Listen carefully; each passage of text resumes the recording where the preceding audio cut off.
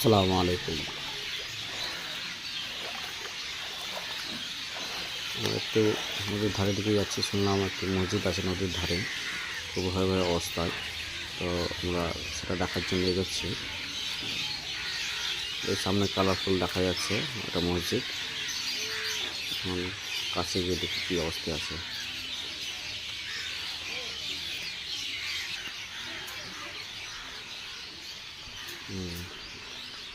একদম নতুন, কাজ সম্পন্ন হয়নি।